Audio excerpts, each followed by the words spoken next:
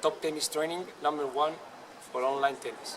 Hey guys, Simon here from Top Tennis Training, and this video is all about the forehand lag. Now what is the forehand lag? The forehand lag is basically when you see the racket head lagging behind the wrist, the arm, and also the grip of the racket. So this position here, this would be called the racket lag position. So again, from the front, it would look like this. This is where the bottom of the racket, the butt cap of the racket, is shining onto that ball that's coming towards you.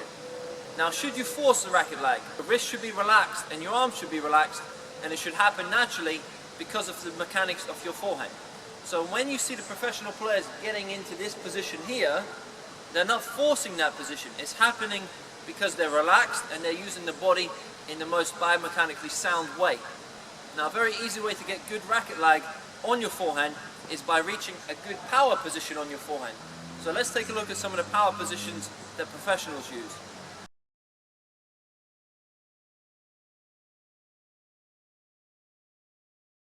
So there you can see that a lot of professionals, they reach a position similar to this, where the left hand is across the body, almost reaching in line with the baseline, and the top of the racket head is much higher than the grip in that power position. Now what this does, it does two things. It gives you a nice base to then accelerate from, so it gives you nice space to accelerate without going too big with the backswing. So my racket head now, from here, has a lot more room to accelerate than if I'm just holding the racket in that position.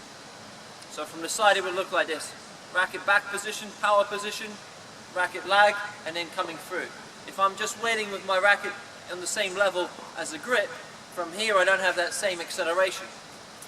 Now another thing it does, it also brings my wrist back slightly, so my wrist is already flexed backwards slightly if I reach that good power position. So from here, all I have to do is keep my wrist relaxed, keep my arm relaxed, and then I use the rotation of the body, and this naturally happens. The lag position naturally happens if I'm relaxed and if I'm using the body in the right way. So if I'm using an open stance forehand, it would look like this. From here, I'm in the power position, the trunk opens up, the body opens up, and then the butt cap of the racket is shining onto the oncoming ball. So try to stay relaxed with your wrist, with your arm, and try to use the body for the power. You're using the body to open up from here. If I'm using a neutral stance or a semi-open stance, the same thing's going to happen. The upper body in the power position should be sideways on to the net, so I'm here. The racket head is higher than the grip level, and then from here, once I start the forward swing, my racket's going to lag if I'm relaxed. You definitely don't want to force this lag position, because if you force it over and over again and you force the wrist to come back all the way, that's a lot of stress on the wrist and it could lead to an injury, so you definitely don't want to force it. Now when you're reaching that racket lag position, some players will have a difference on the arm position. Some players like Federer, Nadal and Verdasco, they'll be more out with the racket and the arm is almost extended fully.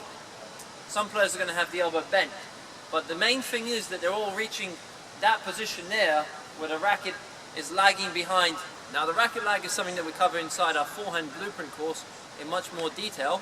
However, we also have a couple of free videos that you can watch at any time, and all you have to do is visit forehandblueprint.com. I'll leave the link under this video. There all you have to do is enter your email and we'll send you the link to watch those free videos right away. You can also download our free cheat sheet, the Roger Federer Forehand Secrets, copying the Federer forehand in 5 steps. So we've broken down the 5 fundamental things that Roger Federer does on his forehand that you can do on your own forehand.